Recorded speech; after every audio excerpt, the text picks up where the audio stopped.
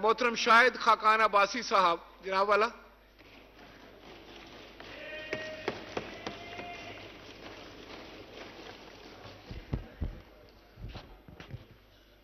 बिस्मिल्लाहिर्रहमानिर्रहीम। स्पीकर साहब बहुत शुक्रिया, मैं आपको ज़्यादा वक्त नहीं लूँगा। साहब गुजारिश ये है, यहाँ कुछ लोग हैं जो 85 के भी असेंबली के हैं, कुछ उसके बाद आए हैं, और मुझे बड़े अफसोस से कहना पड़ता है कि जो पिछले 5 साल में असेंबली में हुआ वो सबके लिए बड़ी शर्मिंदगी का बायस है और हमें उससे सबक लेना चाहिए। आपके सामने यहां पर इस असेंबली के स्टाफ के हिसार में लीडर्स ऑपोजिशन ने तकरीर की, आप यहां मौजूद थे। यहां जुबान बंदी थी। मैं 5 साल में सिर्फ एक दफा 10 मिनट के लिए तकरीर कर सका। यहां पर इस तरफ बैठे हुए फ्रंट बेंच का हर आदमी जेल गया, लेकिन स्पीकर साहब को यह तौफीक नहीं हुई कि उसके प्रोडक्शन ऑर्डर जारी कर सके। यह बुनियादी हक होता है असेंबली के मेंबर का कि अपने इलाके की नुमाइंदगी कर सके। इन सब बातों में सबक है। आपका स्टाफ भी यहां बैठा रहा। यहां कौन सी बदतमीजी है जो यहां पर नहीं हुई? हमने भी की, इसमें कोई शुबा नहीं है। कौन सी गाली है जो यहां पर नहीं दी गई? आज ना अपोजिशन है, अपोजिशन के बगैर असेंबली नामुकम्मल होती है। इन सब बातों से हमने सबक हासिल करना है। मुल्क के अवाम देखते हैं, हमसे तवक्को रखते हैं। तो मैं ये असेंबली, मैं बार भी टीवी के लोगों ने पूछा, मैं कि मेरे लिए बड़ी शर्मिंदगी का बायस रही है। 85 से हम देख रहे हैं हर असेंबली में अखलाकी कदरें, जमहूरी कदरें, पार्लिमानी रवायात जवाल पजीर हैं, लेकिन 18 से 23 तक ये जवाल इस तरह गया। ये अब हम सब की जिम्मेदारी है जो अगली दफा आएंगे कि इस असेंबली की तौकीर को बहाल करें, इसकी साख को बहाल करें, और वो हमारे अमल से होगा, बातों से नहीं होगा। असेंबली की छत पर बड़े झंडे लहराने से नहीं होगा। ये हमारी अवलीन जिम्मेदारी है। आप ये देख लें कि हमने कुछ सीखा या नहीं सीखा। इस असेंबली के आखिरी हफ्ते में मुझे नहीं पता 40 यूनिवर्सिटियों के बिल, या कोई 53 कहते हैं, कोई 40 कहते हैं, बिल यहां पर पास हुए। ये शर्मिंदगी का बायस है। हमें सोचना चाहिए कि लोग क्या सोचते होंगे, हम क्या जवाब देंगे। आज इल्जाम लगते हैं इस असेंबली के मेंबरान पर। ये स्पीकर साहब, आपने इस असेंबली की साख का तहफ्फुज करना है अपने अमल से। आपको रोकना चाहिए था इन बातों को।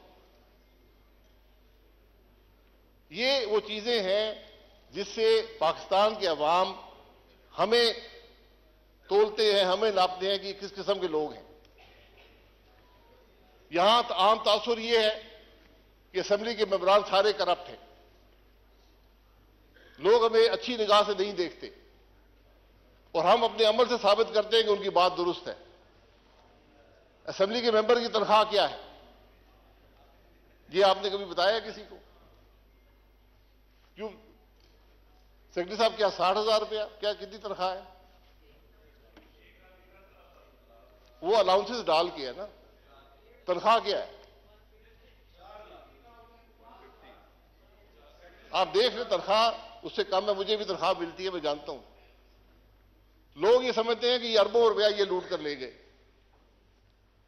ये वो चीजें हैं जो हमें लोगों को बतानी पड़ती हैं। क्या इस असेंबली का मेंबर अपने गाड़ी के खर्चा भी पूरा कर सकता है उस तनख्वाह से? ये सब बैठे हुए हैं।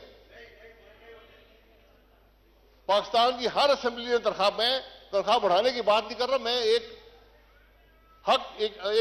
हकीकत की बात कर रहा हूं। इसलिए असेंबली जब भी आए, आप मौजूद होंगे यहां पर, उनको अल्लाह करे आप भी स्पीकर रहें, उनको सबक दें कि इस असेंबली की बेतौकीदी ना हो, असेंबली का तौकीद जो है वो बहाल रहे। मैं पिछले स्पीकर साहब का नाम नहीं लेना चाहता, लेकिन जितना नुकसान उन्होंने इस हाउस को दिया है तारीख में किसी नहीं दी।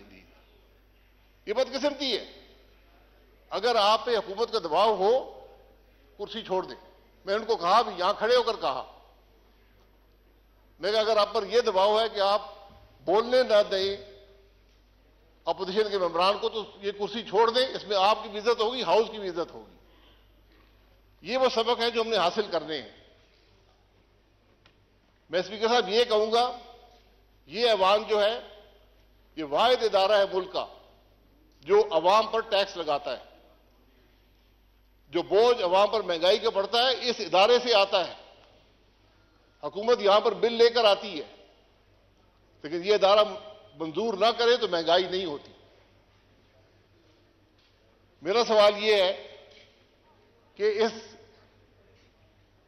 मुल्क के अवाम पर टैक्स लगाने वाले खुद टैक्स देते हैं या नहीं देते, यह सवाल होना चाहिए। मैंने 13 साल नैब की अदालतों में गुजारे, आज भी नैब की अदालत से होकर आया हूं। मुझसे नैब ने हर सवाल दुनिया का किया है, एक सवाल नहीं किया कि तुम टैक्स देते हो या नहीं देते हो। करप्शन का मेयार टैक्स की अदायगी या ना अदायगी में है। अगर मैं यहां से निकलूं, करोड़ों की गाड़ी में बैठूं, लाखों के बिजली के बिल हों, लाखों के गैस के बिल हों, 10-10 मुसल्ला मेरे साथ मुलाजिम हो और मैं टैक्स अदा ना करूं, तो उनके खर्चे का पैसा कहां से आता है? जनाब शाहिद खाकान अब्बासी साहब। जनाब शुक्रिया। मैं बस 2-3 मिनट और लूंगा। मैं जनाब गुजारिश ये कर रहा था कि अगर इस ऐवान के मेंबरान टैक्स अदा नहीं करेंगे तो फिर हम दूसरों पर टैक्स कैसे लगाएंगे? ये बड़ा बुनियादी सवाल है। जब तक आप इस सवाल का जवाब नहीं देंगे ये मुल्क आगे नहीं चलेगा। आज पाकिस्तान की वफाकी हुकूमत की जो कुल आमदन उसके पास रह जाती है वो सूद भी अदा नहीं कर सकती। ये असेंबली भी 24% पर कर्जा लेकर चलती है, दिफा भी 24% कर्जे पर चलता है, डेवलपमेंट भी 24% कर्जे पर होती है, हुकूमत भी 24% कर्जा लेकर चलती है। ये कितनी देर चलेगा? तो हमें जरा इन बातों को पर सोचने की जरूरत है। हमसे इलेक्शन कमीशन एक गोशवारा लेता है, आप भी भरते हैं, मैं भी भरता हूं, उसमें यह नहीं लिखा हुआ टैक्स कितना अदा करते हो। वाहिद पाकिस्तान में तबका है पार्लियामान के मेंबरान जिनके टैक्स के गोशवारे पब्लिक नॉलेज में होते हैं। वो रिकॉर्ड शाया होते हैं, नोटिफिकेशन गैजेट में शाया होते हैं, हर आदमी पढ़ सकता है ये आदमी कितना टैक्स देता है। तो कोई बात ढकी छुपी नहीं है। इसलिए हम सब की जिम्मेदारी है कि अपने अमल से, यही लीडरशिप होती है। लीडरशिप ये नहीं है कि मैं टैक्स अदा ना करूं दूसरों पर टैक्स लगा दूं। ये बातें, मैं स्पीकर साहब बातें बड़ी लंबी हो सकती हैं। मैं आपसे गुजारिश करूंगा, इस पिछले 5 साल में जो लेजिस्लेशन हुई है इस ऐवान ने की है उसका रिकॉर्ड मंगा लें।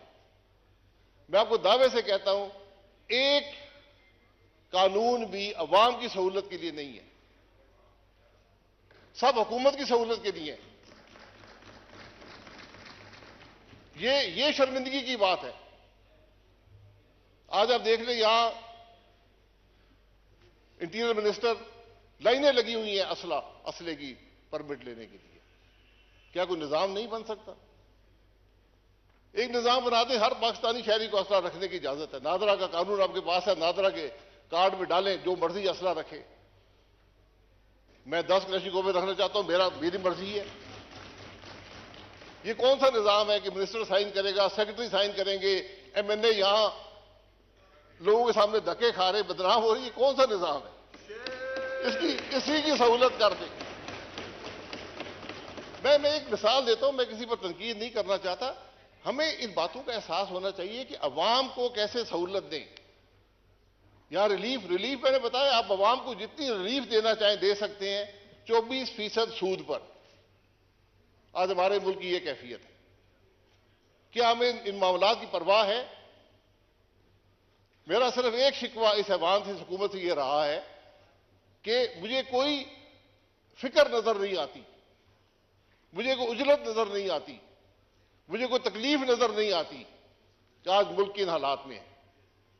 ये बिजनेस एज यूजुअल नहीं चलेगा, नहीं चल सकता। आपको बुनियादी रिफॉर्म करने पड़ेंगे, बुनियादी तब्दीलियां करनी पड़ेंगी, हुकूमत के निजाम को बदलना पड़ेगा, सबको बैठकर मईशत के अगला रास्ता तय करना पड़ेगा। बहुत मुश्किल साल है पाकिस्तान के लिए। मेरा अंदाजा ये कम से कम 10 साल लगेंगे आपको हालात दुरुस्त करने में, उनकी सिमत दुरुस्त करने में। लोग 20 साल की बात करते हैं, हमने इस नहज पे पहुंचा दिया इस मामले को, और हम सब जिम्मेदार हैं कि जब हम बिल के लिए आए करते हैं तो हम उस बिल के जिम्मेदार होते हैं, उसके जो असरात हैं उसके हम जिम्मेदार होते हैं। इसलिए स्पीकर साहब, हमें इन बातों का एहसास होना चाहिए। हम सिर्फ हल्के तक महदूद नहीं हो सकते। हुकूमत अवाम के मामलात से अलहदगी इख्तियार नहीं कर सकती। जो कुछ माजी में हुआ वो सब, मैं हमेशा कहता हूं ट्रुथ कमीशन बना दें, मुल्क के अवाम को हकायक का पता चले कि इस मुल्क के हालात हैं क्या और क्यों हुए हैं। मैं बड़ी बड़ी तल्ख हकायक है इस मुल्क के, लेकिन हमने अपनी तारीख को भी मसख कर दिया। हमें हकीकत का इल्म नहीं है कि मुल्क के अंदर हुआ क्या है, किसने क्या किया। सजाओं को छोड़े, सजा जजा अल्लाह ताला पे छोड़ दें, तो कम से कम हकायक तो अवाम के सामने रखें। ये आपका बहुत मशकूर हूं, ये चंद बातें रखनी थी, लेकिन जिम्मेदारी हम सब की है। अगर हम कोई गलत काम करेंगे, गलत भर्ती करेंगे, इस अवाम के मेंबर होकर, वजीर होकर, हमने निजाम को तबाह कर दिया। लोगों का एतमाद उठ जाता है। आज अवाम का एतमाद हुकूमत के निजाम पर उठ गया है। आपको उसको दुरुस्त करना है, लेकिन दुरुस्त बातों से नहीं होगा, उल्टे सीधे कानून बनाने से नहीं होगा, अमल से होगा। ये बात जो भी कल ऐवान में आए उनको आप जरूर हमारी तरफ से पैगाम दें कि जनाब ये बातें हैं, आप सिमत दुरुस्त करें, मामले को आगे चलाएं, फिर मुल्क की दुरुस्ती होगी। बहुत शुक्रिया। तारीख का अमीन,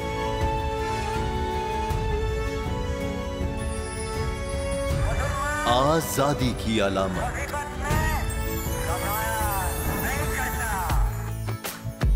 हुस्न का आईनादार, फिक्रो नजरिए की अक्कास, सरफराजी का गवाह, यानी हम सबका निगहबान पाकिस्तान।